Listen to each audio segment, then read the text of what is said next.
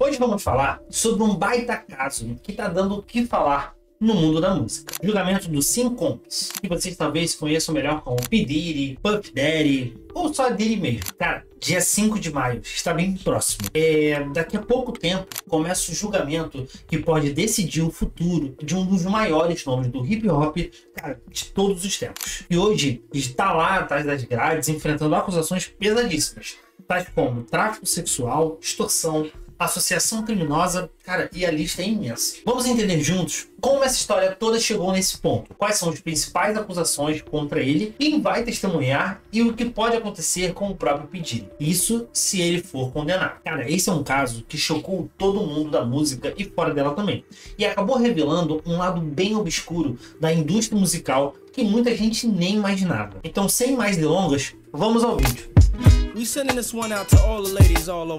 Pessoal, sejam bem-vindos mais uma vez ao Mundo de Carioso. E, cara, esquece de se inscrever aqui não. Deixa o joinha no vídeo aí, que hoje o tema também ele promete e eu sei que é um daqueles que vocês gostam. Para entender esse caso direito, a gente precisa voltar um pouquinho no tempo. Apesar daquela imagem de empresário bem-sucedido que ele mostrava ali, e já existiam rumores sobre o comportamento abusivo do próprio P. Diddy. Isso há décadas. Mas só recentemente essas acusações ganharam peso suficiente para isso se tornar uma investigação criminal. O estopim de tudo aconteceu lá em 2023, quando a ex-namorada dele, a cantora e modelo chamada Casey Ventura, fez acusações gravíssimas contra ele, falando de abuso físico e até mesmo sexual. Isso aconteceu durante o relacionamento deles, que durou de 2007 até 2018. Depois da denúncia formal lá em 2024, vazou um vídeo absurdo das câmeras de segurança de um hotel em Los Angeles em 2016, mostrando Diddy atacando a Casey violentamente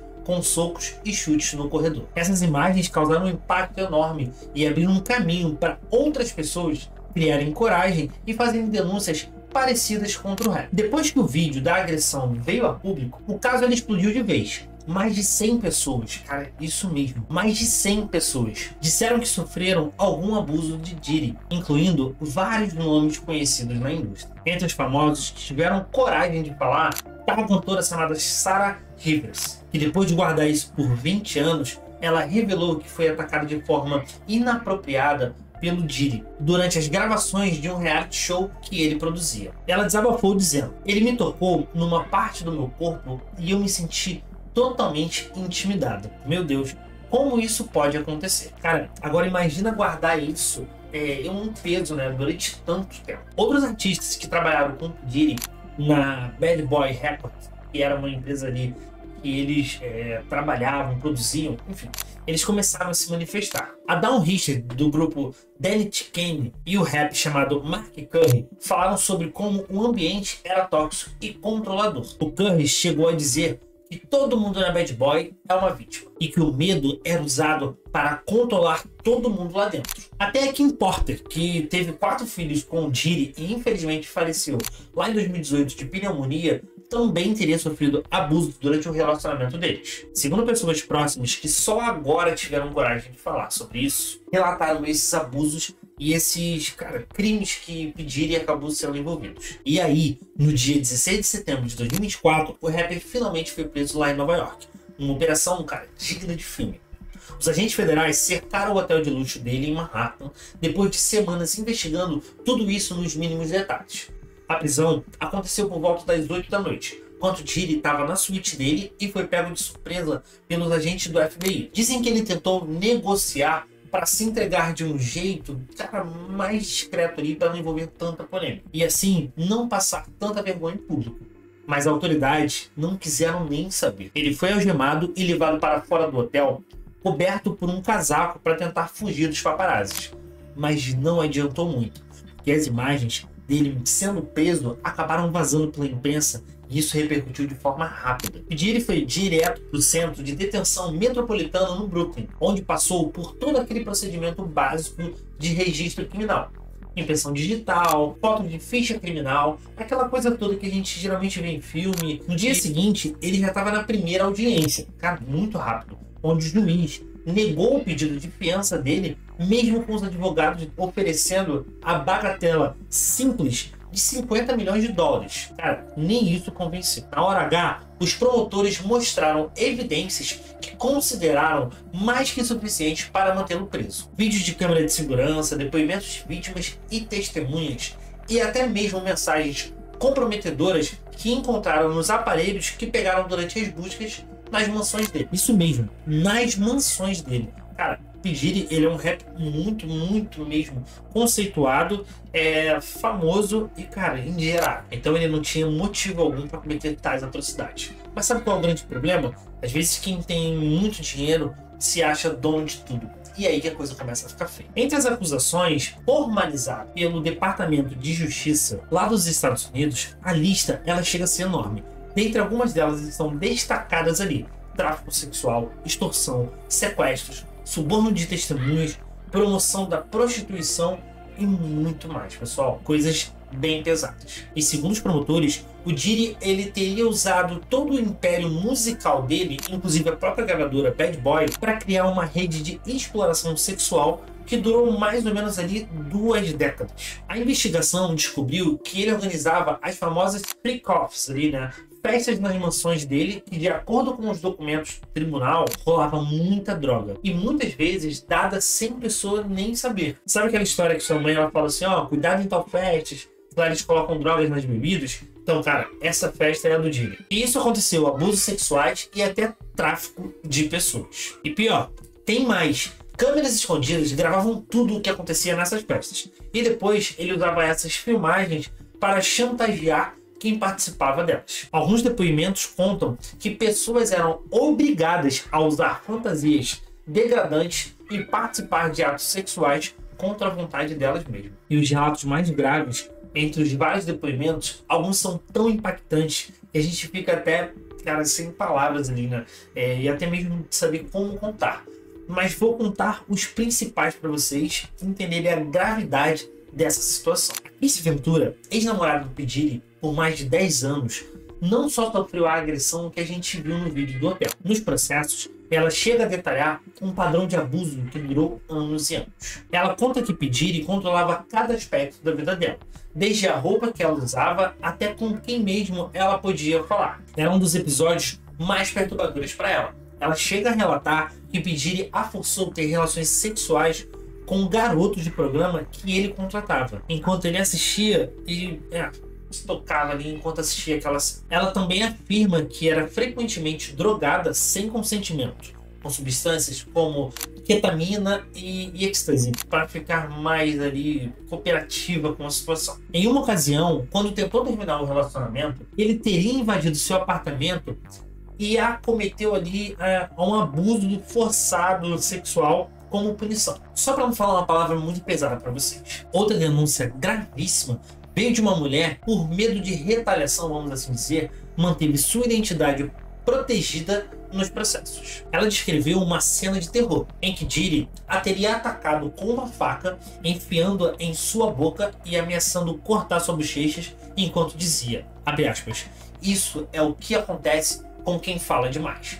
Fecha aspas. Além da violência física, ele teria ameaçado deportá-la para outro país, e garantindo que ela nunca mais veria sua família se contasse isso a alguém. Ela chega a relatar: tirando meus pais, não consigo confiar em mais ninguém. Vivo isolada, mal saio de casa. Cara, imagina viver com esse medo todos os dias, sabe? Isso deve ser horrível. Um dos relatos mais recentes e perturbadores veio de Joseph Manzar. Esse cara, ele processou Diddy em abril deste ano. Ele contou uma história que parece de filme de terror. Ele conta que foi drogado sem saber e levado inconscientemente para uma festa em 2015. Quando acordou, estava na mansão de Diddy sendo forçado a usar uma máscara degradante. Manzar afirma que foi submetido a abusos e humilhação pública como punição por supostamente ser um informante. O autor foi abusado sexualmente e forçado a participar de atividades sexuais indesejadas, usando a máscara e um brinquedo sexual em um grande puff de couro preto até perder a consciência novamente. Isso é parte do processo. Ele alega ainda que várias outras celebridades presenciaram o ocorrido incluindo alguns nomes de peso da indústria. E o que mais choca é saber que há denúncias envolvendo menores de idade. Uma das vítimas alega ter sido estuprada por Diddy quando tinha apenas 13 anos. Outra diz que foi abusada aos seus 17. Durante uma audição para um projeto musical. Segundo o depoimento, Diddy teria um padrão de usar promessas de carreira musical para atrair jovens talentos e depois explorá-los ali, cara, de forma sexual. E isso é muito pesado. Um ex-funcionário da Bad Boy Records, que trabalhou com Diddy por quase 3 décadas e preferiu não se identificar por medo, revelou um comportamento assustador nos bastidores. Abre aspas. Esse cara é muito violento. Ele pensava que se as pessoas o temessem, elas não respeitariam. Fecha aspas. Isso foi um conto que ele deu dentro do seu depoimento também. O funcionário chega a descrever episódios em que viu Diddy ameaçar pessoas. Falando ali, cara, se elas continuarem me enchendo o saco, eu vou drogá-las e mandar que elas se prostituírem ali para os meus amigos. Esse tipo de comentário mostra um padrão de comportamento predatório e manipulador, que, segundo acusações, durou décadas sob o manto da fama e do poder. Todos esses relatos juntos desenham um quadro realmente perturbador de alguém que usava seu poder e influência não só para abusar diretamente, mas também para criar toda uma estrutura de proteção e intimidação para garantir que as vítimas ficassem assim em silêncio, porque ele usava a ideia de que medo era poder. Atualmente, Diddy está curtindo ali uma hospedagem bem diferente das mansões de luxo que ele está acostumado. O rapper está preso no Centro de Detenção Metropolitano, a MDC, e ela se situa lá no Brooklyn, um penitenciário federal que tem fama de ser dureza. Superlotação, condições precárias e violência entre detentos fazem parte da rotina. A vida dele lá dentro, cara, tá bem complicada.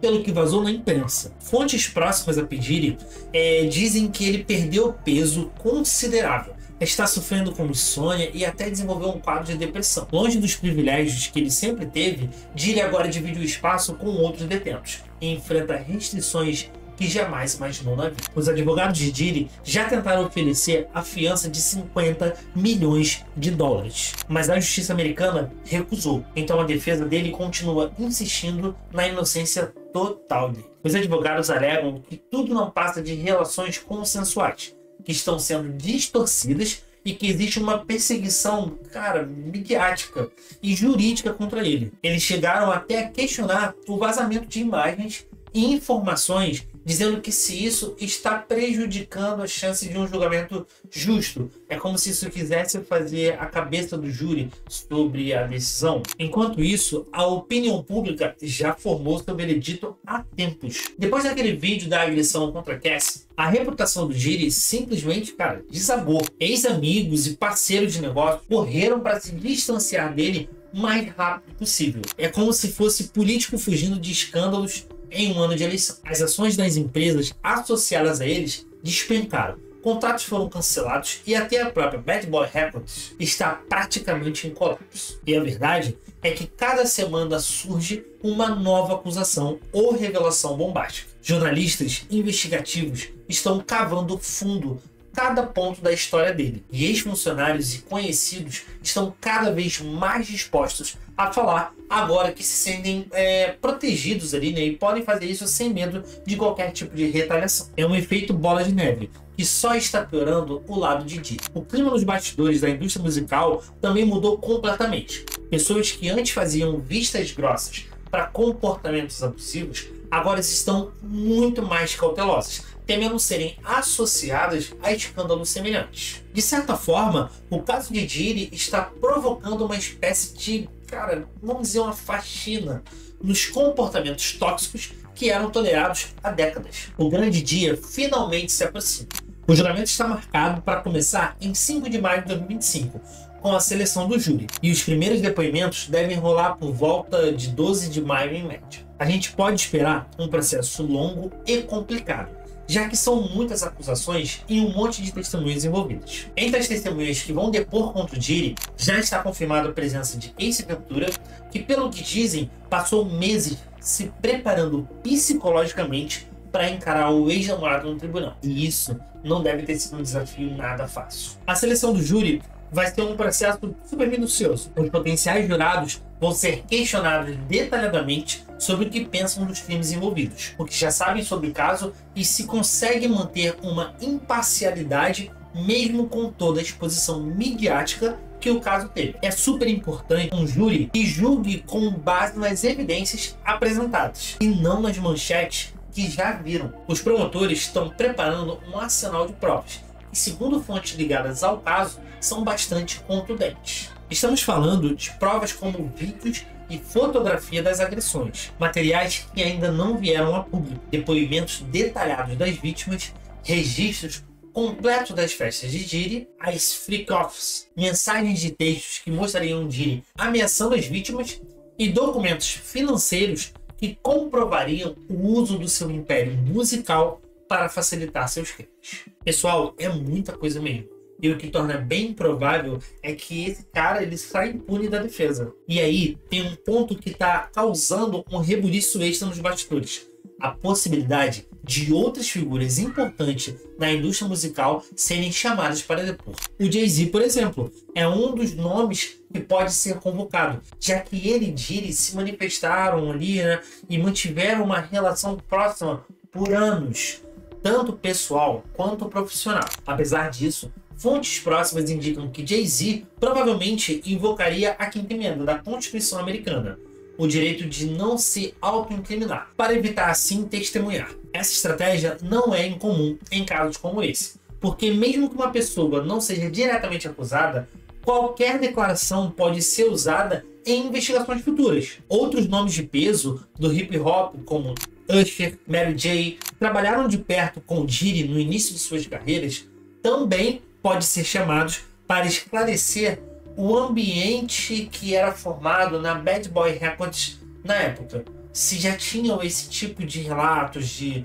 acusações, de perseguições, de manipulações, de abusos, de tudo modo geral. Quanto aos famosos citados em alguns relatos mais recentes, como o atleta LeBron James e o casal Gloria e Emily Stefan, todos negaram veementemente qualquer envolvimento. O próprio astro LeBron, através de seu representante, chamou as alegações de comprovadamente falsas e apresentou um registro para sua justificativa. O casal Stephen também negou as acusações, afirmando que a propriedade mencionada em um dos processos de Joseph Manzaro não era uma mansão deles, mas uma residência usada apenas pela família, e que nunca realizaram qualquer tipo de festa nessa propriedade lá em 2015. Eles se prontificaram a declarar isso sob o juramento perante o tribunal. Já os advogados Jay-Z e Beyoncé têm trabalhado desde o final de 2024 para admitir todos os que tentam ali associar o nome do casal com as acusações contra Diddy. Em outubro de 2024, eles conseguiram remover uma reportagem com acusações infundadas, declarando que tais alegações apenas prejudicavam as verdadeiras vítimas do caso. Ainda não está claro quantas dessas celebridades realmente serão chamadas a depor e quantas só foram mencionadas nas denúncias sem que haja provas concretas de seus envolvimentos. O que se sabe é que os promotores estão focados principalmente em construir um caso sólido contra Diddy, sem necessariamente ampliar o escopo para outras figuras públicas, a menos que haja evidências concretas de cumplicidade. E possíveis consequências se o Diddy for condenado por toda ou pela maioria dessas acusações, meus amigos, coisa fica séria. Ele enfrenta uma pena que pode variar de 15 anos até mesmo prisão perpétua, considerando a gravidade dos seus crimes. Só o tráfico sexual já prevê penas duríssimas na legislação americana. Além da cadeia, tem as consequências financeiras que já começaram a aparecer. Diddy já perdeu contratos e parceiros comerciais importantes, e aquele império dele, avaliado em cerca de $1 bilhão, está praticamente se desintegrando diante dos próprios olhos. Marcas que antes brigavam para ter o nome dele associado, agora não querem nem ouvir falar. Do ponto de vista legal, o caso está sendo tratado com uma seriedade enorme pelo sistema judiciário americano. A justiça parece, então, determinada a mostrar que não importa quão rico ou famoso alguém seja, se cometer crime desse calibre, vai pagar por eles como qualquer outro cidadão. O caso de P. Diddy representa uma verdadeira virada da página da indústria de entretenimentos e musical também. Durante décadas, comportamentos abusivos foram empurradas para debaixo do tapete. Mas parece que finalmente essa maré mudou. Estamos vendo um momento em que as vítimas estão criando coragem para denunciar abusos. E o sistema judiciário está disposto a investigar figuras poderosas, por mais influentes que elas sejam. Isso para a justiça não importa. O julgamento, que começa dia 5 de maio, promete ser um divisor de águas na forma como a justiça lida com figuras poderosas da indústria musical, jogando assim todas as verdades em público. Isso pode estabelecer precedentes importantes para casos futuros similares. Vamos continuar de olho em todos os desdobramentos desse caso e trazer para vocês as atualizações aqui no canal. Por isso, cara, não deixe de curtir, se inscreve e ativa o sininho. O próximo vídeo pode falar mais sobre isso. E vocês, me digam o que vocês acham que pode acontecer. Deixe seu comentário aqui embaixo, porque eu quero ler e entender um pouco mais sobre a sua visão também sobre isso. Pessoal, muito obrigado. Um beijo no coração de vocês. Fui!